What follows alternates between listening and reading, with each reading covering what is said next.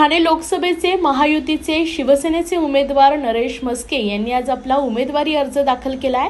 यावेळी ठाण्यात जोरदार शक्ती प्रदर्शन पाहायला मिळालंय।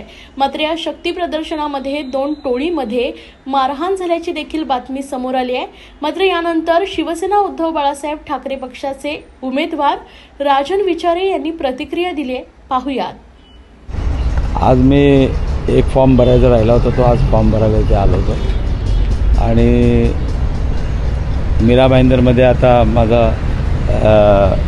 रॅली चालू आहे। आता परत मी तिथे चाललेलो आहे। आज रॅली होती, रॅलीमध्ये देखील 2 गुंडे गोळ्यामध्ये हाणामारी घडवताना पाहायला मिळाली। किती गर्दी होती? मला वाटतं या ठाण्यामध्ये जे ठाणं म्हणतात आमचा बालेकिल्ला आहे, त्या बालेकिल्ल्यामध्ये फॉर्म भरायला सुद्धा गुंडांना आणावं लागतं। आणि या दुर्दैव आहे, ज्या मुख्यमंत्र्यांच्या ठाण्यामध्ये जर ह्या बघितलं असेल की 2 गुंडांमध्ये मारामारी पोलिसांच्या साक्षीने त्या ठिकाणी झालेले आहे आणि गुंड मोकाट सुटलेले आहेत। काही आमच्या लोकप्रतिनिधींना एम के मडवीसारख्या आमच्या लोकप्रतिनिधी जो 3-3, 4-4 वेळा निवडून आलेला आहे, त्यांच्यावरती खोट्या केसेस टाकल्या जातात। आमच्या कार्यकर्त्यांवरती खोट्या केसेस टाकल्या जातात आणि आज कशा पद्धतीने तुम्ही बघितलं असेल, पोलिसांना सुद्धा पोलिसांचं काम करून देत नाही, त्यांच्या कामामध्ये सुद्धा अडथळा आणला जातो।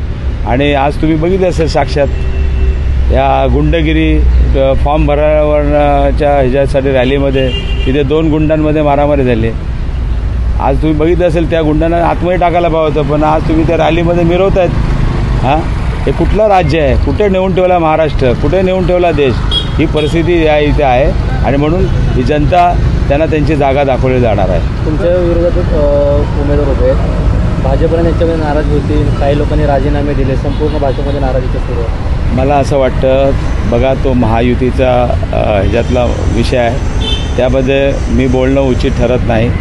शेवटी प्रत्येकाला वाटतं की माझ्या पक्षाला तिकीट मिळायला पाहिजे, परंतु आज कशा पद्धतीने या ठिकाणी चालू आहेत, म्हणजे आताचे उमेदवार म्हणजे माज झाल्यासारखे वागत आहेत, सत्तेचा गैरवापर करत आहेत। आज तुम्ही बघितलं असेल या ठिकाणी हजारो पोलिसांचा बंदोबस्त असतानासुद्धा पोलिसांच्यामध्ये त्या ठिकाणी गँगवॉरसारखं या ठिकाणी झालं आणि ही खरोखर शर्मेने मान खाली घालायची अशी घटना आहे।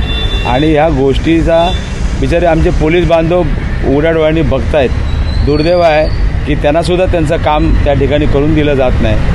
आता निवडणुकीला सुरुवात झालेली आहे, ही जर परिस्थिती असेल तर मला वाटतं या दहशतीखाली, या दहशतीच्या वातावरणामध्ये या निवडणुका होणे बरोबर नाही। हाणामारी झालेली आहे, ते वारंवार मुख्यमंत्री असतील किंवा कार्यकर्ते असतील त्यांच्यासमोर दिसून येतात। मागील काही दिवसात काही फोटो व्हायरल झाले होते आणि आता देखील अशा प्रकारच्या हाणामारी। मला वाटतं आमचे शिवसेनेचे नेते संजय राऊत यांनी पूर्ण त्यांच्या मागे असलेल्या सर्व गुंडांची लिस्ट त्याकडे फोटो सकट या ठिकाणी दिले होते आणि तेच गुंड आज फॉर्म भरायला या ठिकाणी आलं होतं। त्यातूनच जनतेने बोध घ्यावा की शेवटी कोणाला तुम्ही वोटिंग करणार आहे।